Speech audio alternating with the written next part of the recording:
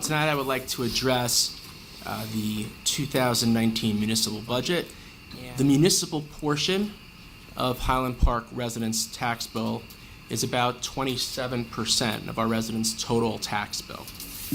The municipal budget that will be introduced this evening by our clerk contains a 3.95% increase to the average assessment of a household in Highland Park. There may very well be amendments to the municipal budget over the next few weeks.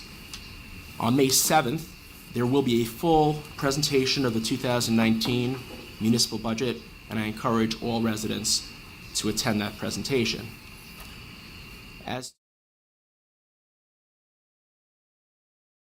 mentioned, later this evening, the council will consider for introduction what's called the Buckwoods Overlay Zone.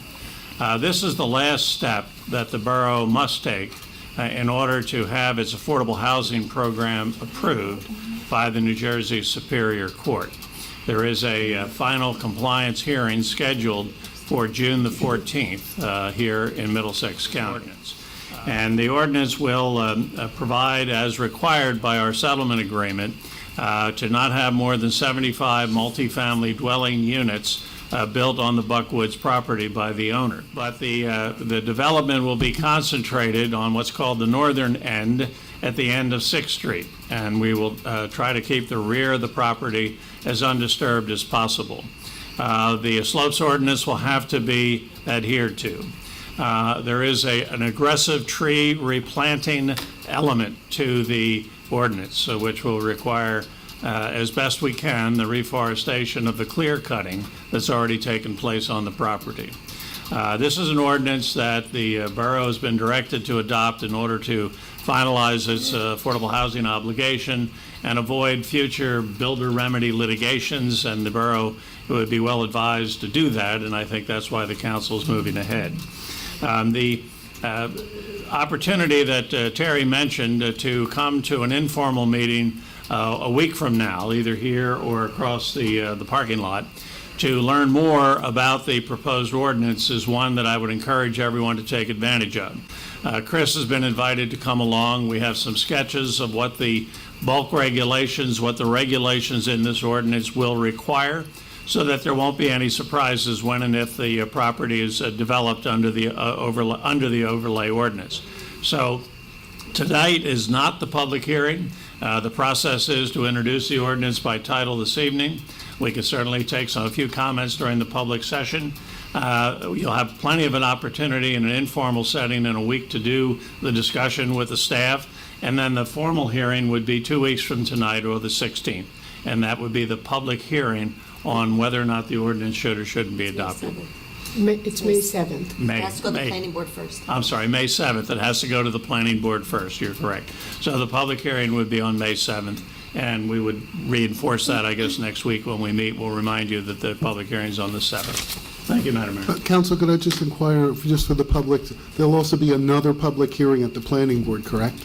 That's correct. As the council president points out, the process for a land use ordinance is to have it introduced by the governing body and then be referred to the planning board for review and comment. I believe they meet the 10th of this month? The 11th. 11.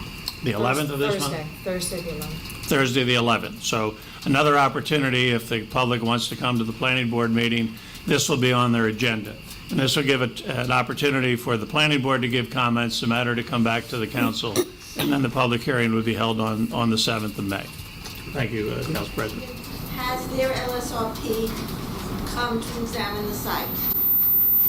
Who's LSRP? JSX. After the trees were removed, has he been there to examine the site? I can't say yes, I can't say no. We haven't heard from him, let's put it that way. Yes. Pardon me? It is his responsibility. Well, it's his responsibility to organize the next steps, would be the testing on the property. We're trying to find out what those next steps are. There's no requirement for that LSRP to share that with us. However, We're trying to find out. our LSRP did go out with the engineer. Oh, yeah, ours did. Okay, I mean, the question is, if things are happening on the neighbors' properties, it is his responsibility to be looking at that, right? I mean, how does this... They're not going to go on the neighbor's property. If they do, call the cops and we'll arrest them. They're not going to go on the neighbor's property. No, I'm talking about the slope. That's protecting South 7th and South 5th. Right. Okay, And our engineer and RSLSP have been out there. And unfortunately, we didn't communicate that, and they will tomorrow, that right now they believe the property is stable. Okay. Didn't you just say something about a disincentive? I live on Benner, around the corner from the corner of South 2nd, where there has been a gas station that has been totally unused for several years.